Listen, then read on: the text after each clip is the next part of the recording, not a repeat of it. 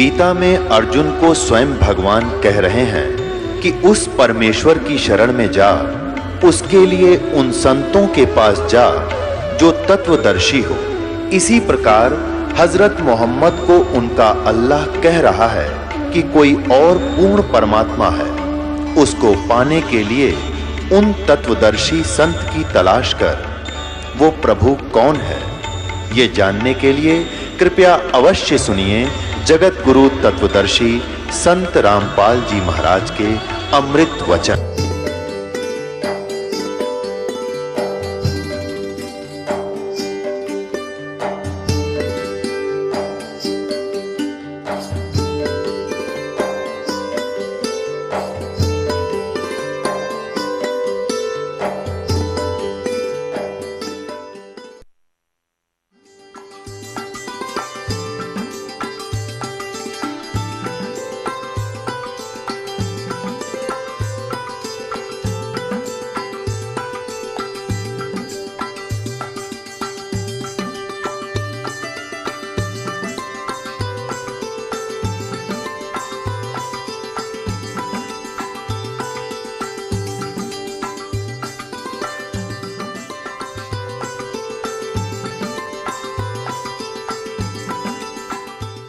अब कारण क्या था कि जितने भी अभी तक संत ऋषि में ऋषि हुए हैं वो अज्ञानी थे, तत्व ज्ञान से अपरिचित थे। वो परमात्मा को निराकार मानते थे और इसी आधार से सभी ने परमात्मा की स्थिति को जाना था। और इसी आधार से ये महर्षि दयानंद और इसके जितने भी अनुयायी आचार्य हुए हैं, उन्होंने उसी आधार से भगवान को मानकर वेदों का अनुवाद किया। तो अब इनके आगे याद आ गई कि परमात्मा की महिमा चल रही है और हम परमात्मा परमात्मा लिखते आ रहे हैं। आगे चल के क्या देखा कि परमात्मा सशरीर है और मनुष्य दृश्य है। तो उनका भगदड़ मच गई, उन्होंने परमात्मा लिखना बंद कर दिया, पुरुष लिखना शुरू कर दिया। पुरुष माने भी प्रभु होता है संस्कृत में और हिंदी में, क्योंकि पुरुष जो है परमात्मा है, मनुष्य दृश्य है और उसने पुरुष को अपने जैसा रचा है मनुष्य को, इसलिए इनको भी पुरुष कहने लगे। तो यहाँ इन्होंने थोड़ी सी अपनी जो चतुरता दिखाई है कि कोई समझ ना ले कि भगवान साकार है। देखो ऋग्वेद मंडल नंबर 9 और सूक्त 1 और मंत्र नंबर 6 तक तो इन्होंने ठीक लिख दिया, हे परमात्मा ही महिमा है। और 7 में गड़बड़ शुरू कर दी, उस पुरुष को जो ऊपर चलता रहा भगवान, उसको पुरुष लिख दिया। यहाँ लिखना था उस परमात्मा को। आगे देखो 8 में भी यही कर दिया, उस पुरुष को, उस परमात्मा को उग्र गतियाँ प्रेरणा करती हैं और भासमान शरीर को, तेजोमय शरीर को, सुंदर शरीर को वह पुरुष वो परमात्मा प्राप्त होता है अपने आत्माओं। ये स्पष्ट हो गया कि परमात्मा साकार है, सशरीर है और वो शरीर को प्राप्त होता। शरीर तो है ही उसका, यहाँ प्रकट होता तो हमें दिखता है कि वो हमें प्राप्त हुआ। वो अव्यक्त है, अव्यक्त मीन निराकार नहीं होता। अब पुरुष माने क्या होता है ये देखिए, इस महर्षि के ही अनुवाद में दिखाते हैं आपको, दयानंद के अनुवाद में। ये है यजुर्वेद है, ये प्रकाशक वही सार्वदेशी कार्य प्रतिनिधि सभा 2/5 महर्षि दयानंद भवन रामलीला मैदान नई दिल्ली। ये दयानंद सरस्वती द्वारा कृत है, ये अनुवाद किया है इसका और ये मुद्रक वही है। अब यजुर्वेद के अंतिम अध्याय का अंतिम मंत्र में इसने स्वयं लिखा पुरुष माने परमात्मा। ये देखो ये यजुर्वेद है वही भाषा भाष्यम 4400 अध्याय 40वां अध्याय मंत्र नंबर 17। इसके अंदर ये पुरुष शब्द है, पुरुष, इसका अर्थ इन पुरुष है माने पूर्ण परमात्मा। बस इतना ही लेना हमने, पुरुष माने क्या होता है, पूर्ण परमात्मा। अब हम फिर आते हैं उसी ऋग्वेद पर, वहाँ से सिर्फ इतना ही लिया हमने, ये वही ऋग्वेद पर आगे हम। अब इसके मंडल नंबर 9 सूक्त 1 के और मंत्र नंबर हम 8 पर आते हैं। उस पुरुष को यानी उस परमात्मा को, पूर्ण परमात्मा को उग्र गतियां प्रेरणा करती हैं और भासमान शरीर को वह पुरुष प्राप्त होता है, वह परमात्मा भासमान शरीर को यानी सुंदर शरीर को प्राप्त होता है, जिसमें 3 प्रकार से दूसरों का वारण माने धारण पोषण करने वाला मधु में शरीर मिलता है, जिसमें 3 प्रकार से दूसरों का वारण माने कल्याण करने वाला मधु में शरीर मिलता है। 3 प्रकार के शरीर के द्वारा परमेश्वर पूर्ण ब्रह्म सत्य पुरुष कबीर साहब अपनी आत्माओं को कंट्रोल करता है, संभालता है, धारण पोषण करता है, कल्याण करता है।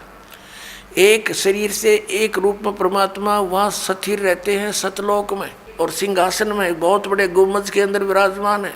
उनके एक रोम में, रोम माने बाल होता है, एक रोम में समझो, रोमकूप में समझो, इतना तेज है, करोड़ सूर्य मिला दे, करोड़ चंद्रमा तो भी फीकी रोशनी रह जाए उन सब की, इतना तेजों में शरीर है भगवान का, बहुत विशाल शरीर है। दूसरे प्रकार का शरीर वो शिशु रूप धारण करके प्रत्येक युग में एक लीला करता है और एक जनसाधारण जैसी भूमिका करता है, अपने हाथों से निर्वाह करके दिखाता है, और ये सिद्ध करने के लिए कि परमात्मा पाने के लिए विशेष आडंबर और घने धन की आवश्यकता नहीं है।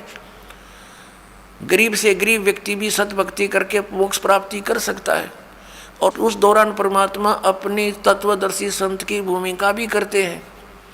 और तीसरे प्रकार की उनके शरीर की जो अन्य शरीर धारण करके परमात्मा रूप बनाकर रूपांतर करके आते हैं, वो एक जिंदा महात्मा यानी संत का रूप धारण करके आते हैं, और किसी भी पुण्यात्मा को कहीं भी मिल जाते हैं, उनको ज्ञान से परिचित कराते हैं, सतलोक ले जाते हैं, वापस छोड़ते हैं, अपने गवाह बना करके उनको प्रचार हेतु छोड़ देते हैं। ये 3 प्रकार से लीला करता भगवान, 3 प्रकार के शरीर धारण करके।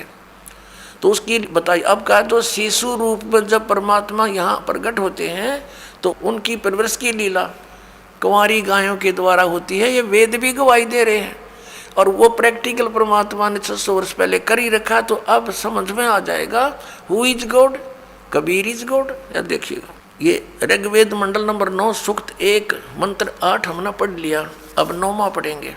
उस सोम स्वभाव वाले श्रद्धालु पुरुष को, सोम माने लिखना था उस अमर पुरुष को, ये शिशुम यानी कुमार अवस्था में ही सब प्रकार से अभी अधन्या अहिंसनीय, धेनु माने गौवें तृप्त करती हैं। अब इन्होंने परमात्मा ने इनके कर कमलों से शुक्र है थोड़ा बहुत ठीक लिखवा दिया, ना तो कति अड़ंगा भी कर सकते थे। अभी अधन्या, अधन्या माने बिल्कुल बिना दनाई, जैसे दास बचपन से अपने गांव में सुना करते थे, कहते थे ये गायें बिना धनाई है, तो उसको संस्कृत में अधन्या, अधन्या बिना धनाई, यानी जिसने गर्भ धारण ना किया, यानी बिना धनाई है ये। और अभी अधन्या पूर्ण रूपेण यानी अनटच्ड कुमारी, अभी अधन्या माने कुंवारी गौओं के द्वारा, वह कुंवारी गायें दूध देती हैं, उससे भगवान की परवरिश की लीला होती है, वो तृप्त करती है उसको। ये देखना ऋग्वेद मंडल नंबर 9 सूक्त 1 मंत्र 9 में उस शिशु रूपधारी अमर पुरुष को ये कहना चाहिए था, लिखना चाहिए था, उस शिशु रूप में प्रगट परमात्मा को सब प्रकार से, अधन्या माने सब प्रकार से बिना धनाई, यानी अभी अधन्या पूर्ण रूपेण अनटच्ड, धेनव माने गौवें तृप्त करती हैं, उनकी परवरिश की लीला उनसे होती है। बोलो सतगुरुदेव की जय।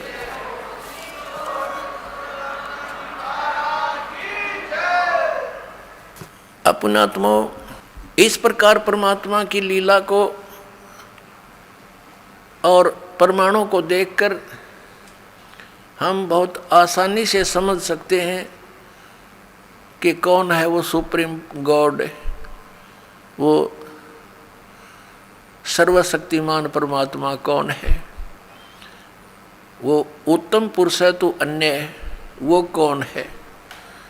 तो वो कबीर देव है, वो कबीर साहब है जो बनारस में काशी में धानक रूप जुलाहे रूप में लीला की, और अपने तत्व ज्ञान का प्रचार किया, अच्छी आत्माओं से मिले, उनको भी परमात्मा से परिचित करवाया। किन किन को मिले? अब वेद में थोड़ा सा और हिंट देते हैं आपको कि वो परमात्मा अन्य रूप में भी, जैसे साधु रूप बनाया और कहीं भी प्रकट हो गए, किसी पुण्यात्मा को मिले, उनको सत्य से परिचित कराया और फिर उस महापुरुष ने फिर परमात्मा के गुण उस परमात्मा द्वारा दिए गए ज्ञान के अनुसार सब जगह गाए। ऋग्वेद में थोड़ा सा हिंट और देते हैं आपको। यही ऋग्वेद, इसमें 3-4 श्लोक और दिखाते मंत्र आपको। फिर आज का सत्संग प्रारंभ होगा, ये भूमिका बनाई जा रही है, देखिएगा। ऋग्वेद वही मंडल नंबर 9-10, प्रकाशक हैं सर्वदेशिक आर्य प्रतिनिधि सभा, महर्षि दान भवन, रामलीला मैदान, नई दिल्ली। और महर्षि दान सरस्वती कृत, मुद्रक है Prince offset printers, 1510 Pataudi house, Daryaganj, नई दिल्ली। अब इसके अंदर आपको दिखाते हैं ऋग्वेद मंडल नंबर 9 सूक्त 86 का मंत्र 26 और 27। ऋग्वेद मंडल नंबर 9 सूक्त 86 86 और मंत्र 26। इसमें क्या लिखा कि यज्ञ करने वाले यजमानों के लिए परमात्मा सब रास्तों को सुगम करता हुआ उनके विघ्नों को मर्दन करता है, उनके संकटों का नाश करता है और उनको पवित्र करता हुआ, अपने रूप को सरल करता हुआ। क्योंकि सतलोक में परमात्मा का रूप बहुत तेजों में है। एक रोमकूप में करोड़ सूर्य मिला दे, करोड़ चंद्रमा, वो भी फीकी रोशनी रहे, इतना तेजों में शरीर है भगवान का। यदि वो एज इट इज यहाँ आ जाए तो हमारी आंखें बंद हो जाए, हम देख नहीं सकते कुछ भी, दूर से ही। भगवान तो बाद में आएगा, उसका प्रकाश पहले आ लेगा, तो उस प्रकाश से हम परमात्मा को नहीं देख सकते। इसलिए अपने रूप को हल्का तेज पुंज का सरल बना के वो हमारे सामने प्रकट होते हैं। जैसे काशी में जुलाहे रूप में हुए, वो परमात्मा पूर्ण ब्रह्म है। देखना, अपने रूप को सरल करता हुआ वह कांति में परमात्मा। यहाँ इन्होंने कबीर को अर्थ सर्वज्ञ लिख दिया, यहाँ लिखना था वो कबीर देव। अब ये कंसेप्ट यहाँ क्लियर फेर करना पड़ेगा कि जहाँ पर भी परमात्मा की महिमा चल रही हो वेदों में, तो वहाँ पर यदि कबीर शब्द है, कबीर, तो वहाँ लिखना पड़ेगा कबीर देव। जैसे ये खुद लिखते हैं, ये संस्कृत और व्याकरण के ज्ञाता। अब फिर यजुर्वेद दिखाना पड़ेगा, देखिएगा। ये यजुर्वेद है, ये महर्षि दान सरस्वती कृत, प्रकाशक हैं सर्वदेशिक आर्य प्रतिनिधि सभा, 2/5, महर्षि दान भवन, रामलीला मैदान, नई दिल्ली। और ये महर्षि दान सरस्वती द्वारा इसका अनुवाद किया गया है और मुद्रक Prince offset printers, 1510 Pataudi house, Daryaganj, नई दिल्ली से ये छपा है। यजुर्वेद अध्याय नंबर 36 में 60 से अध्याय आरंभ 36 में और मंत्र नंबर 1 में यहाँ यजु शब्द लिखा है। यजु, रचम वाचम प्रपदे मनो यजु प्रपदे। इस यजु का अर्थ अनुवाद करते समय महर्षि दानंद ने यहाँ सही किया है। यजु का अर्थ लिख दिया यजुर्वेद, बिल्कुल ठीक किया। यदि यहाँ यजु का अर्थ के मैं अन्य कर देता, क्योंकि यजु माने होता है परमात्मा से मिलने की विधि, यानी यज्ञ स्तुतियाँ, ये भी अर्थ होता। अगर यहाँ वो ये अर्थ कर देता तो यहाँ महिमा थी यजुर्वेद की, तो यजुर्वेद ना लिखकर कुछ अन्य अर्थ कर देने से अनर्थ हो जाता और जिसकी महिमा बोली जा रही है उसको पहचान नहीं पाते। इसी प्रकार जहाँ पर भी कबीर लिखा हो, कबीर जिसके अपसर्ग लगा दी जाती है, तो वहाँ लिखना चाहिए कबीर देव। और कबीर देव लिखने से फिर बात सुलझ गई। हम उसको कबीर देव कहने लगे, कबीर, हम वह को वह बोलते हैं, तो कबीर देव माने परमात्मा, कबीर साहब। तो ये कवि जहाँ लिखा है इन्होंने, कवि कोई सर्वज्ञ नहीं होता, ये भी भूल लगी है इनको। कवि का अर्थ सर्वज्ञ नहीं हो सकता। कवि का अर्थ काव्यकार तो हो सकता है, अगर वो भी प्रकरणवश कोई प्रकरण चल रहा हो या महिमा भगवान की चल रही है, अड़ाओ ये कवि का अर्थ कर दिया सर्वज्ञ। सर्वज्ञ ये शब्द तो कर रहे हैं हम भगवान के विषय में बोल रहे हैं, लेकिन उसका नाम लिखना था। हु इज दैट गॉड, वो कौन है वो परमात्मा जो ऐसी लीला करता है? वो कबीर देव है, वो कबीर साहब है। फिर आइए, अब हम फिर ऋग्वेद पर आ गए हैं, जो आपको दिखाया था। ये इन्हीं के द्वारा प्रकाशित है, और ये वही अब ऋग्वेद, हम फिर उसी पर आ गए। ऋग्वेद मंडल नंबर 9 सूक्त 86 के मंत्र 26 पर, यज्ञ करने वाले यजमानों के लिए, यानी भक्ति करने वाले भक्तों के लिए, यजमान कहो से भगत कहो, परमात्मा सब रास्तों को सुगम करता हुआ उनके विघ्नों को मर्दन करता है, उनके संकटों का नाश करता है, उनको पवित्र करता हुआ और अपने रूप को सरल करता हुआ। वह कांति में परमात्मा, यहाँ कबीर देव लिखना था। ये देखो, ये कबीर अतो, हम इसको कबीर बोलने लागे, वह को वह, ये कबीर है, हम कबीर बोलते हैं। अब देखिएगा, इसका इन्होंने यहाँ संधि छेद करके ये ऐसे लिख लिया, ये अपसर्ग लगा दिए दो, जैसे यजु में लगाए थे तो यजुर्वेद लिख दिया, वो ठीक किया। तो यहाँ कबीर देव लिख देते, कबीर देव, इनकी संस्कृत व्याकरण भी बनी रहती, कबीर देव लिख देते। और हम कबीर साहब बोलते हैं उसको, वह को वह बोलते हैं, कबीर साहब, कबीर देव, कबीर परमेश्वर। तो यहाँ ये महिमा किसकी है? कबीर देव। क्या लिखा है कि वह कांति में परमात्मा कबीर देव, या लिखना था कबीर देव, कबीर साहब, विद्युत के समान क्रीड़ा करता हुआ, यानी विद्युत जैसी, बिजली जैसी गति से चलता हुआ वर्णीय पुरुष को प्राप्त होता है। अच्छी आत्मा, वर्णीय माने अच्छी आत्मा को प्राप्त होता है। आगे देखो, वो कहाँ रहता है भगवान? 27वें मंत्र में, ऋग्वेद मंडल नंबर 9 सूक्त 86 मंत्र 27 में, जो परमात्मा ध्युलोक के तीसरे पृष्ठ पर विराजमान है। ओह, ध्युलोक माने उस तेजो में लोक के, सतलोक के तीसरे पृष्ठ पर विराजमान है। सतलोक के तीसरे पृष्ठ पर, तीसरे स्थान पर, यानी उसमें भी विभाजित है।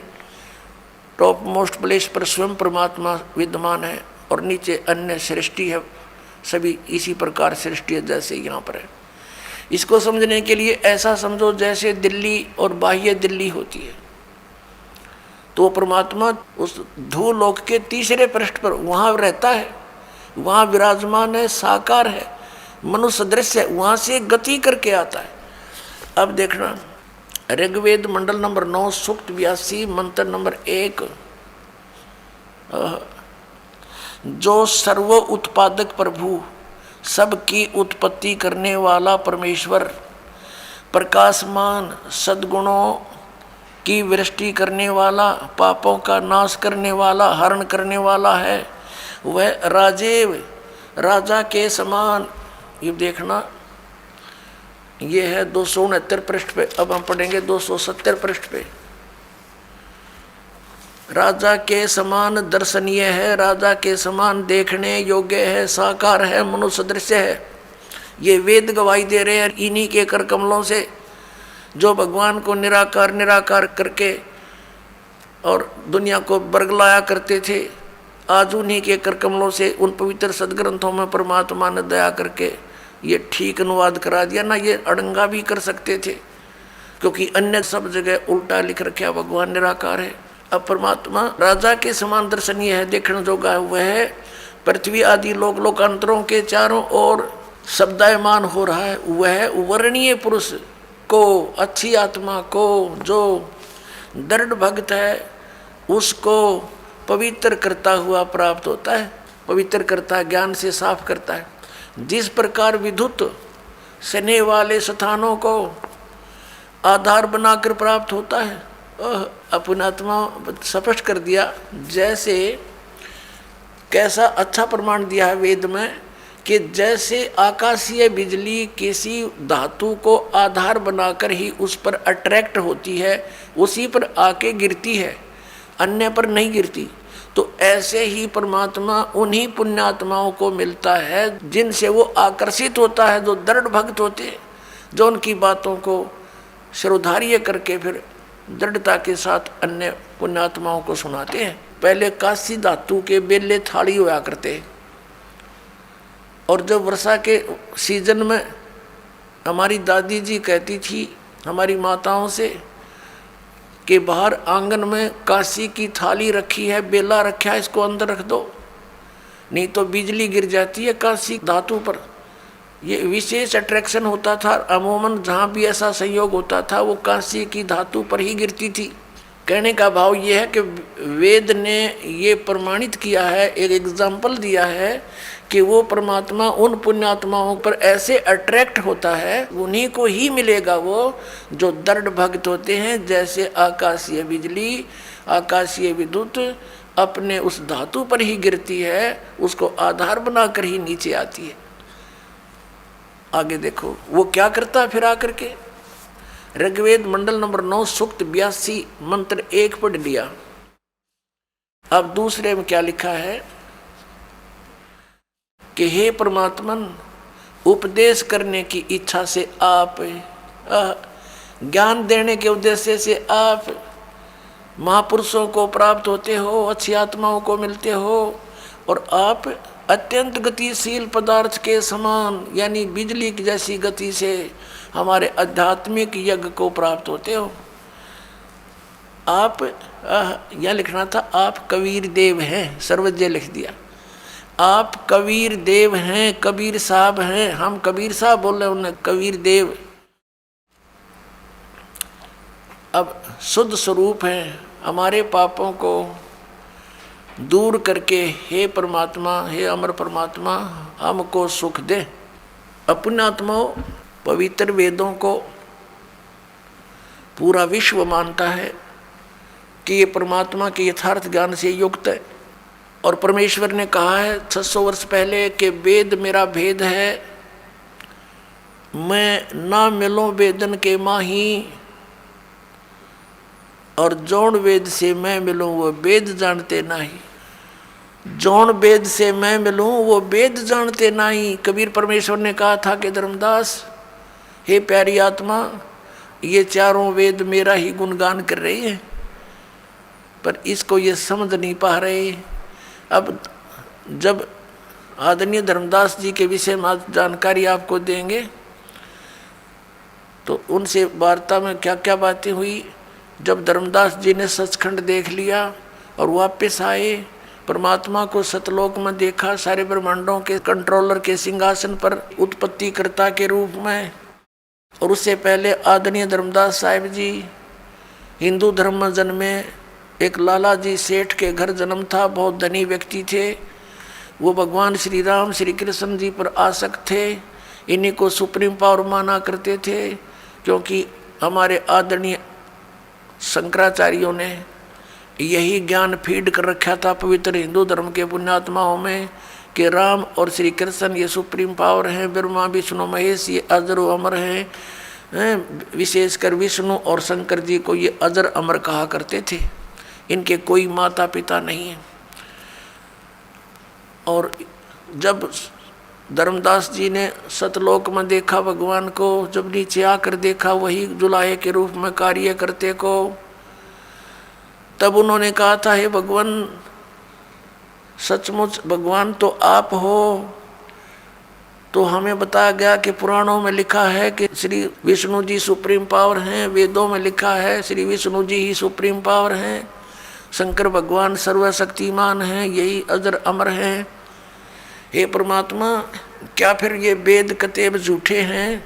पुराण और वेद क्या झूठे हैं जो इनमें ऐसा लिखा है कि ब्रह्मा विष्णु महेश के कोई माता पिता नहीं? तब परमेश्वर ने कहा था वेद कतेब झूठे नहीं भाई, झूठे हैं ये समझे नहीं। झूठे थे ये जो वेदों को, उन पुराणों को समझ नहीं सके, हुआ भाई का ज्ञान प्रचार कर रहे हैं, लोक वेद सुना रहे हैं, आपको बरगला रहे हैं। तो फिर शंका हुई कि हे परमेश्वर, इतने महर्षि हो लिए, सतयुग से लेकर आज तक क्या किसी ने वेदों को समझा नहीं। तब परमेश्वर ने कहा था, गुरु बिन काहू न पाया ज्ञाना, जो थोथा भुस चढ़े मूड किसाना। गुरु बिन वेद पढ़े जो प्राणी, समझे न सार रहे अज्ञानी।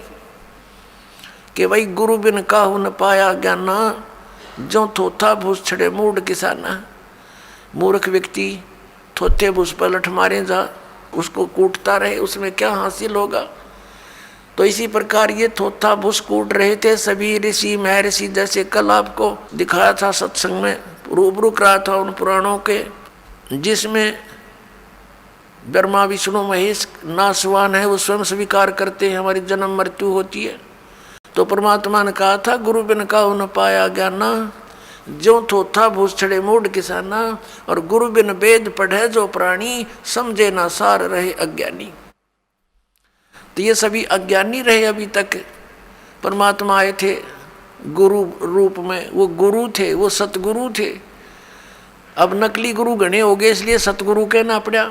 अब नकली सतगुरु भी नरे हो गए, तो अब सतगुरु की पहचान कराने के लिए ये प्रमाण दिखाने पड़ रहे हैं दास को कि हु इज सतगुरु। ये नकली सतगुरु, इन कख का पता नहीं, नाम धर रहे सतगुरु जगत गुरु। तो पुण्यात्माओं, अब आप स्वयं शिक्षित हो गए और स्वयं हम निर्णय करेंगे परमात्मा कौन है, कैसा है। हम किसी की लोकवेद पर आधारित अब नहीं रहेंगे, बतेरे दिन रह लिए। अब ये सारी भूमिका जो दास ने बनाई है, वेदों ने प्रमाणित कर दिया। वो परमात्मा अच्छी आत्माओं को आकर मिलता है, उनको ज्ञान देता है, यथार्थ ज्ञान देता है। तो इससे सिद्ध हो गया कि पहले उनके पास ज्ञान नहीं था, इसलिए तो यथार्थ ज्ञान देने भगवान आए स्वयं। ना तो वेद किताब पढ़ने वाले बहुत ज़्यादा थे, तो सदग्रंथों को वो समझे नहीं, उनको समझाने के लिए ही परमात्मा आते हैं। तो परमेश्वर ने कहा था, गोता मारूं स्वर्ग में, जा बैठूं पाताले। कह कबीर ढूंढता फिरूं अपने हीरे मोती लाले। परमेश्वर ने कहा था कि गोता मारूं स्वर्ग में और नीचे जा बैठूं पाताल, अपने हीरे मोती अच्छे अच्छे लालों को ढूंढता फिर रहा हूं। और फिर क्या बताया है कि जो जन मेरी शरण है, ताका हूँ मैं दास, गेल गेल ला गया फिरूं जब तक धरती आकाश। परमात्मा कहते हैं, जो एक बार मेरी शरण में किसी भी समय किसी युग में आ गई वो आत्मा, फिर उसके साथ ऐसे पीछे पीछे फिरूंगा जब लग धरती आकाश रहेगा। या तो वो पार हो जाएगा, नहीं फिर भी उसको कभी ना कभी शरण में लेकर के दोबारा उसको ज्ञान दूंगा, शरण में लूंगा, ज्ञान बताऊंगा। तो क्या बताया है, ज्यों बच्छा गऊ की नजर में, यों साईं को संत, भक्तों के पीछे फिरे वो भक्त वत्सल भगवंत। जैसे गाय को अपना बच्चा होता है, चारा भी चर रही होती है और नज़र अपने बच्चे पर रहती है। कोई कुत्ता वगैरह या दूसरा कोई पशु उसके निकट आता है तो चारा चरती चरती भी एक दृष्टि रखती है और फूं करती है, उसको भगाती है कि मेरे बच्चे से दूर हो जा। तो कहते हैं, जो बच्छा गऊ की नज़र में, न्यू साईं को संत, और भक्तों के पीछे फिर वो भगत वत्सल भगवंत। तो पुण्यात्माओं, इस अज्ञान को हटाने के लिए परमेश्वर स्वयं आते हैं कि परमात्मा कौन है, वो कहाँ रहता है और कैसे वो स्थान प्राप्त हो सकता है जहाँ जाने के बाद साधक फिर लौटकर संसार में नहीं आते। अब आप जी ने देख लिया, वेद क्या गवाही देते हैं कि वो परमात्मा अपने उस तीसरे मुक्ति धाम में वहाँ रहता है, वहाँ से चलकर आता है, अच्छी आत्माओं को मिलता है और उनको ज्ञान देता है। उसी आधार से ये गुण है उस परमात्मा के, वो ऐसी लीला करता है। उसी लीला के अंतर्गत कलयुग के अंदर वो परमेश्वर किन किन महान आत्माओं को मिले। आदरणीय धर्मदास साहिब जी बांधवगढ़ वाले को, आदरणीय मलुकदास जी, आदरणीय नानक साहिब जी सिख धर्म के प्रवर्तक को, आदरणीय दादू साहिब जी, आदरणीय गरीबदास साहिब जी, गांव छुड़ाने, जिला झज्जर हरियाणा वाले को,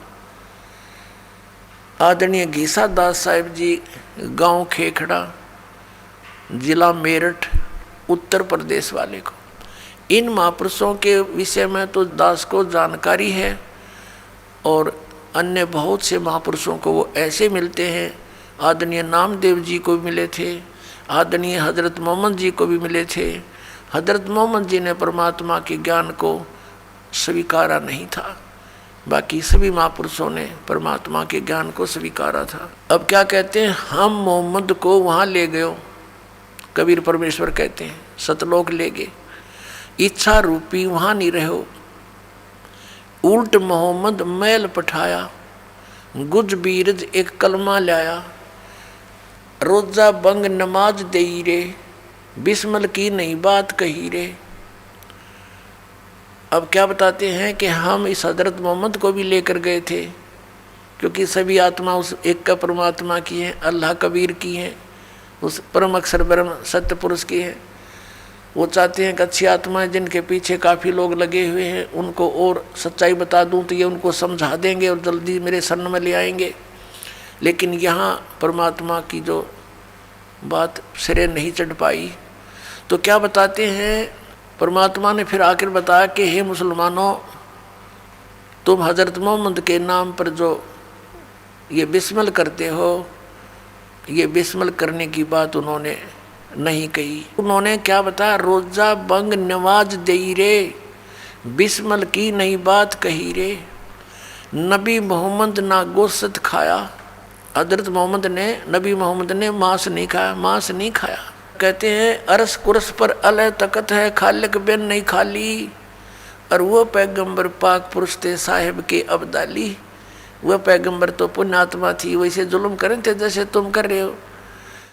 मांस खाते हो, गऊ काट दी, झोटे की टालना, बकरे खा लिए, मुर्गे खा लिए हैं। उनको दीदार कहाँ है, जो काट रहे गला बिराना, दूसरे का गला काटते हैं, उनको काम परमात्मा मिलेगा।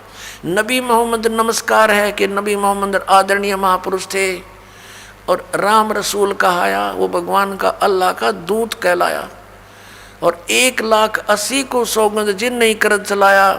हजरत मोहम्मद जी के 1,80,000 अनुयायी हुए थे उस समय, और वो पाक साफ थे, सब बुराइयों से दूर थे, ब्याज तक भी नहीं लेते थे, वो किसी के साथ खून खराबा नहीं करते थे, ये मना किया हुआ था, उन्होंने सिद्धांत बना रखा था। नबी मोहम्मद नमस्कार है, राम रसूल कहाया, 1,80,000 को सौगंध जिन नहीं कर चलाया, अरस कुरस पर अलह तकत है, खालिक बिन नहीं खाली, और वो पैगंबर पाक पुरुष थे साहिब के अब्दाली। वो तो परमात्मा की कृपा पात्र थे, उन्होंने ऐसा जुल्म नहीं किया। तो परमात्मा कहते हैं मोहम्मद को हम वहाँ ले गए, इच्छा रूपी वहाँ नहीं रहो, उल्ट मोहम्मद मैल पठाया, गुज बीरज एक कलमा लाया, रोजा बंग नमाज दई रे, बिस्मिल की नहीं बात कही रे। कहते मारी गऊ शब्द के तीरम, ऐसे होते मोहम्मद पीरम, और शब्द फेर जवाई, वो जीव रखा हंसा रखा, गोसत नहीं बाख्या, ऐसे पीर मोहम्मद भाई। कि हजरत मोहम्मद ऐसे सिद्धि युक्त थे, उन्होंने एक बार शब्द से गाय को मार दिया और शब्द से जीवित कर दिया, उसका मांस नहीं खाया, वो जीवित कर दी थी, और तुम करके दिखाओ जीवित। उस दिन को, जिस दिन हजरत मोहम्मद ने ये लीला की थी, उस दिन को मनाने लग गए। उस दिन ये गुरु गऊ विशेष कर बिस्मिल करते। परमात्मा कहते उन्होंने तो जीवित कर दी थी, वो मांस नहीं खाया था।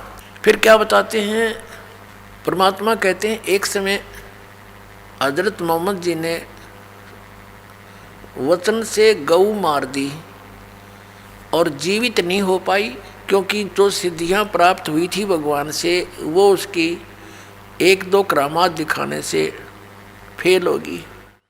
तो कहते फिर हम मोहम्मद याद किया रे। परमात्मा कहते हैं फिर हजरत मोहम्मद ने मुझे याद किया।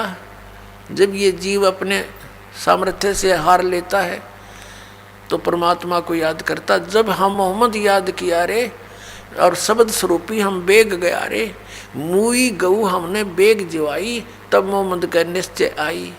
तुम कबीर अल्लाह दरवेशा और मोहम्मद का फिर गया अंदेशा। हजरत मोहम्मद से जब गाय जीवित नहीं हुई, तब कहते हैं हम अल्लाहु अकबर को पुकारा तो शब्द स्वरूपी हम बेग गया रे, हम तुरंत गए लेकिन अन्य को दिखाई नहीं दे रहे थे, हजरत मोहम्मद को दिखाई दे रहे थे। और वो गाय हमने जीवित कर दी तो सामने खड़े लोगों को यही भ्रम रहा कि हजरत मोहम्मद जी ने गाय फिर जीवित कर दी। लेकिन उस दिन हजरत मोहम्मद के ये विश्वास हुआ कि अल्लाहु अकबर, कि अल्लाह कबीर ही है। अब उस अल्लाहु अकबर को मुसलमान जानते नहीं, पहचानते नहीं, कौन है वो अल्लाहु अकबर, कौन है वो अल्लाह कबीर। इसी प्रकार झांकी वे कबीर की नानक की तीवा, वह सिक्का का गढ़ पड़ी कौन छुटावे था। सतलोक के अंदर नानक साहब जी को परमात्मा लेकर गए थे, और वहाँ जाकर देखा कबीर साहब की झांकी नज़ारा सतलोक का। फिर उसमें काशी के अंदर एक धानक रूप में, जुलाए रूप में कार्य करते देखा। फिर कहा था वाहे गुरु वाहे गुरु वाहे गुरु, वो ये तो वो गुरु है, वाह गुरु वाह वाह वाह, माने वाह, धन्य धन्य, ये तो सच्चा सचमुच पूर्ण गुरु है। अब सिखों को पता नहीं कि वो आदरणीय नानक साहिब जी ने किसको कहा था वाहे गुरु। तो ये सारा ज्ञान अब आपके रूबरू होगा और सब मानव इसको समझेगा और फिर सच्चाई को ग्रहण करेगा, क्योंकि हम भगवान के लिए भटक रहे हैं। अब हम अपने प्रसंग पर आते हैं कि वो परमात्मा अपने गुणानुसार, अपने जो लीला करता उसके अनुसार पुण्यात्माओं को मिलते हैं। आदरणीय धर्मदास साहिब जी को मिले, जैसे दास जी ने आधा दर्जन पुण्यात्माओं के शुभ नाम आपके रूबरू किए। उनमें से आदरणीय धर्मदास साहिब जी बांधवगढ़ मध्य प्रदेश के रहने वाले थे, बहुत बड़े सेठ थे, एक रूपदास नाम के गुरु बना रखे थे। और जैसा भी ज्ञान इन शंकराचार्य जियों ने हमें दे रखा है उसके आधार से श्री राम, श्री कृष्ण, विष्णु और शंकर भगवान को सर्वेश्वर महेश्वर मानकर पूजा किया करते थे। एकादशी का व्रत और 68 तीर्थों पर जाना अनिवार्य बता रखा था। उसी ज्ञान से प्रेरित वो पुण्यात्मा आदरणीय धर्मदास साहिब जी तीर्थ करते हुए बांधवगढ़ से पैदल चले और मथुरा में पहुंच गए, वृंदावन मथुरा। और जहाँ पर श्री कृष्ण जी गौओं को पानी पिलाया करते थे, स्वयं भी उसमें नहाया करते थे, क्योंकि पहले तालाबों से ही स्वयं भी पीते थे और पशु भी उसी में पीते थे, उसी में नहाते थे। बड़े सरोवर हुआ करते थे तो वो कोई हानि नहीं करते थे। अब उस सरोवर में स्नान करने के लिए अपने गुरुजी के द्वारा बताए गए भक्ति मार्ग के आधार से मथुरा में पहुंच गए। उस जोड़ में नहाए, तालाब में स्नान किया और बाहर आकर के कुछ स्थान लिप्या, गाय के गोबर और मिट्टी मिला करके कुछ पवित्र बनाया स्थान। उस पर बैठकर अपना नित्य कर्म करने लगे, जो भी उनके गुरुदेव ने बता रखा था। उसमें पहले तो शालिग्राम की पूजा की, भगवान विष्णु की मूर्ति की, उसकी पूजा की, उसको नवाया दवाया, खूब सुथरे नए कपड़े पहना दिए मूर्ति को। भगवान विष्णु की मूर्ति ठाकुर जी बोलते हैं उसको।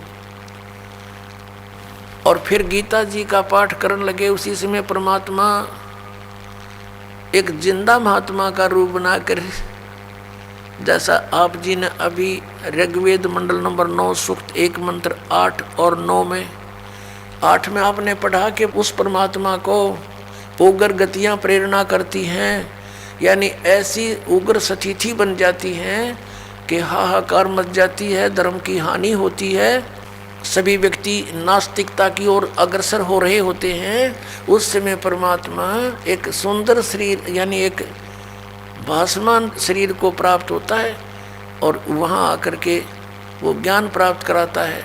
तो उससे क्या होता है कि वो परमात्मा 3 प्रकार के शरीर से सबका वारण करता है, कल्याण करता है। एक तो आपको बता सतलोक में परमात्मा रहते हैं, उसके एक रोमकूप में करोड़ सूर्य मिला दे, करोड़ चंद्रमा, ऐसा उनकी शोभा है, इतना प्रकाश है उनके बॉडी का, शरीर का, साकार है, मनुष्य दृश्य। और दूसरा आपको बता शिशु रूप धारण करके आते हैं, वो दूसरी प्रकार के फिर लीला में बड़े होते हैं। एक जनसाधारण की लीला प्रत्येक युग में करते हैं, उसी नाम से वो प्रसिद्ध रहते हैं और ज्ञान भी प्रचार करते हैं, जिस कारण से वो कवियों के माध्यम से, लोकोक्तियों के माध्यम से अपना ज्ञान प्रचार करते हैं, जिससे वो प्रसिद्ध कवि भी कहलाते हैं। ऐसा वेदों में लिखा है। ऋग्वेद मंडल नंबर 9 सूक्त 96 में 96 के मंत्र 16 से लेकर और 20 तक ये स्पष्ट उसमें किया हुआ। समय के अभाव से आज दास आपको नहीं दिखा सका, फिर कभी दिखाएंगे। और तीसरे प्रकार का ये है कि वो एक कभी भी प्रकट हो जाते हैं, साधु रूप बना लेते हैं, संत जैसी वेशभूषा बनाकर, जिसको लोग ज़्यादा प्रभावित होते हैं, जिससे उस रूप में जाकर प्रकट हो जाते हैं। फिर उनको कैसे डील करते हैं? यदि वो जाते ही किसी को कह दें कि तेरा ज्ञान गलत है तो कोई नहीं सुने, लड़ पड़े, काल ने इतने भ्रमित कर रखे हैं। तो परमात्मा ने जाकर के साधु रूप बना करके एक जिंदा महात्मा का रूप बनाकर, जिंदा महात्मा मुसलमानों में होते हैं, विशेषकर काला ओवरकोट पहनते हैं, एक काला ओवरकोट पहनते हैं पूरा घुटनों से नीचे तक का, एक काला कच्छा पहनते हैं अंडरवियर, और एक काला टोप रखते हैं ऐसे चोटे से वाला। ये वेशभूषा होती है जिंदा संत की। तो जिंदा महात्मा का रूप बना कर, जिंदा महात्मा का धर्मदास जी को मिले। वहाँ बैठ के थोड़ी सी दूरी पर जब धर्मदास जी ने अपना नित्य कर्म कर लिया और बड़े ध्यान से सुन रहे थे, भगवान ऐसे गर्दन कर रहे थे, तो धर्मदास जी ने सोचा ये मुसलमान भक्त हमारी गीता जी के ज्ञान से बड़ा प्रभावित हो रहा है। उसने और ऊंचे स्वर से गीता जी का ज्ञान विद, वैसे तो ये संस्कृत पढ़ा करते हैं नित्य पाठ में, जब देखा कि बड़ा श्रद्धालु है और थोड़ी सी दूरी पर इसलिए बैठे कि हिंदू लोग मुसलमानों से नफरत करते हैं कि ये मांस मिट्टी खाते हैं, जीव हिंसा करते हैं, इसलिए विशेषकर ये साधु संत भक्त उनसे दूरी बना कर रखते थे। इस आधार से भगवान के कहीं धर्मदास बेदक ना जा, इसलिए दूर बैठ के अपने आत्माओं काल के द्वारा भ्रमित हम अज्ञानी आत्माओं को कैसे अपनी शरण में लेते हैं, भगवान कैसी लीला करते हैं वो दयालु। ऐसे ऐसे गर्दन हिला रहे थे, ऐसे ऐसे जैसे बहुत अच्छा आनंद आ रहा। तो धर्मदास जी ने अनुवाद भी शुरू कर दिया जैसा अपने गुरु जी से सुना था। जब उसने अपना नित्य कर्म कर लिया सुबह का, परमात्मा ने निकट जाकर थोड़ी सी दूरी बनाकर कहा कि हे महात्मा जी, क्योंकि धर्मदास जी लगभग 60 वर्ष के हो चुके थे, 62-63 वर्ष के उस समय, और उन्होंने अपना जो गुरु बना रखा था रूपदास जी वैष्णव परंपरा के थे। वह उन्होंने गले में कंठी डालने के लिए दी जाती है, वैष्णव परंपरा की एक पहचान होती है उपदेशी की, एक तुलसी के मनिए की, तुलसी के लकड़ी के मनिए की, मणके की एक ही मणका होता है और सूत में डाला जाता है धागे में। तो उससे पहचान थी वैष्णव महात्मा की। और तिलक ला रखे, जैसे आपने शंकराचार्य लाए देखे, ऐसे वही लगा रहे थे। तो वही रूपदास जी भी सरस्वती थे जैसे उनके गुरु जी, तो उसी जैसा वेशभूषा वो स्वयं भी बनाकर एक साधु संत जैसा लग रहा था। तो परमात्मा ने कहा, हे महात्मा जी, आपका ज्ञान अद्वितीय है, मुझे बड़ा आनंद आया है। मैं भटक रहा हूँ, मुझे कहीं मार्ग नहीं मिल रहा, मुझे कोई किसी धर्म मजहब से कोई लेना देना नहीं, मुझे तो अपना कल्याण चाहिए, मुझे कुछ मार्गदर्शन करो। अब धर्मदास जी ने सोचा भाई ठीक है, जब इतनी तड़प है इसके अंदर, फिर वो लगे बताने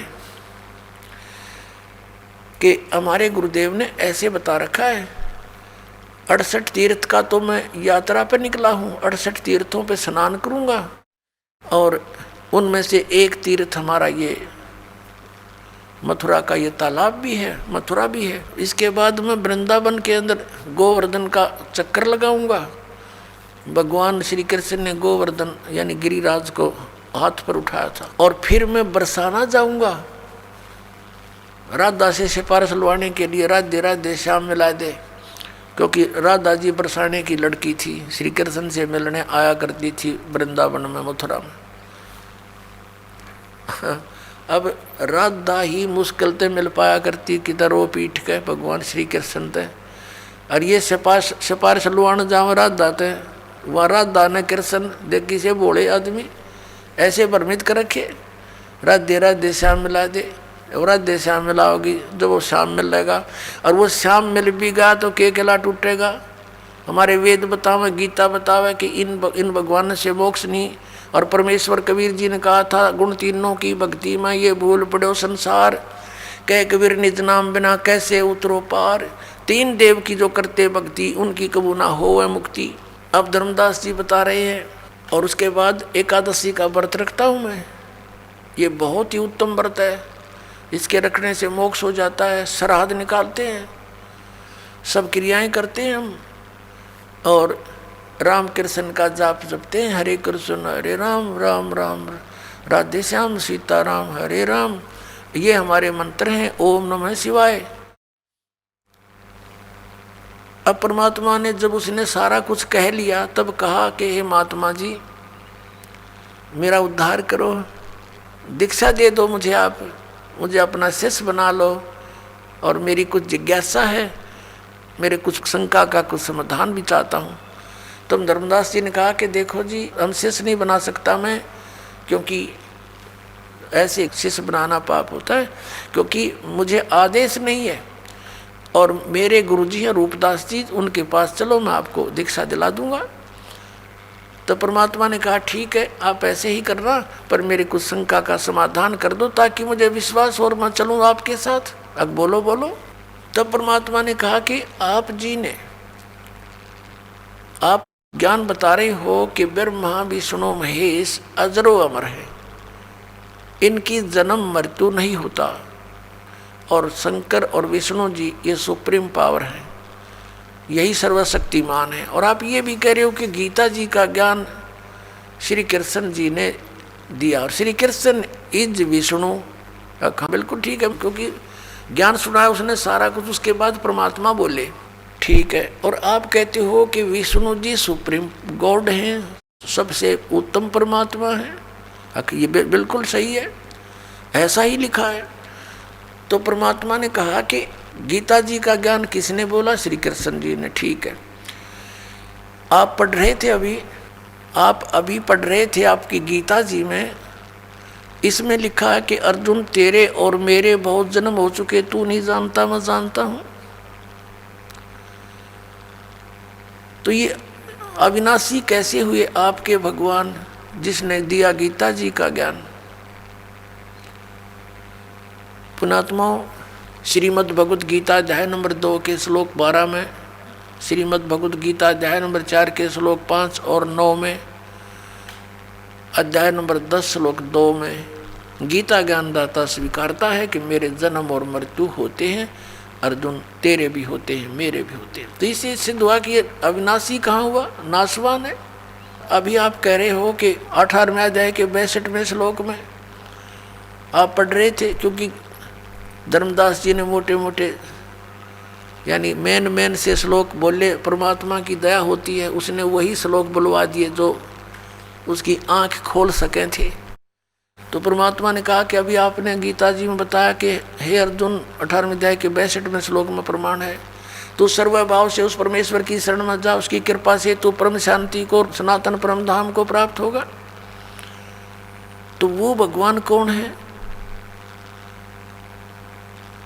और गीता जी अध्याय नंबर 15 के श्लोक 4 में कहा कि तत्वदर्शी संत की प्राप्ति के उपरांत परमेश्वर के उस परम पद की खोज करनी चाहिए जहाँ जाने के बाद साधक फिर लौटकर संसार में कभी नहीं आते।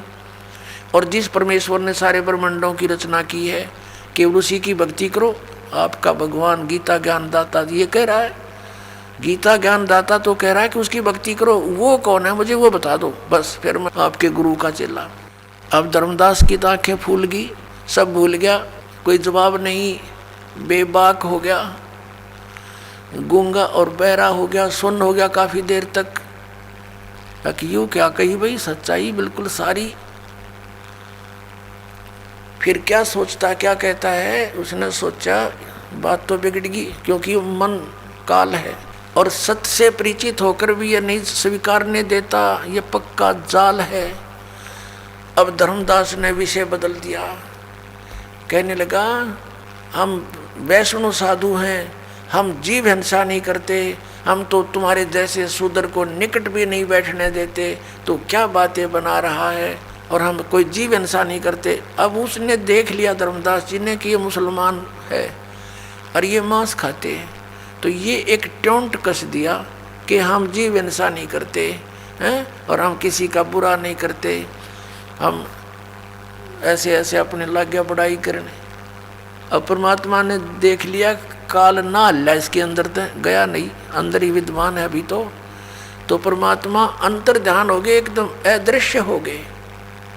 जब सामने से अदृश्य हो जा आदमी, कलेजा हिल जा आदमी का दूसरे का, वो एकदम स्तब्ध हो गया, पसीने आ गए धर्मदास जी के, और सोचा अगे तो कोई फरिश्ता था, कोई देवता था, कोई सिद्ध पुरुष था, और कितनी अच्छी बातें कह रहा था, सारी सच्ची, मतलब बड़ा निकम्मा। देख, हो सकता है भगवान हो, कहते हैं ना जाने परमात्मा किस वेश में आ जाता है, ये पुरानी कहा था पुणात्मा। तो परमात्मा निराकार क्यों करो यार, जब सारे प्रमाण मिलन लग रहे हो, ना जाने किस वेश में कब आ जावे, किस साधु संत के रूप में आ जावे।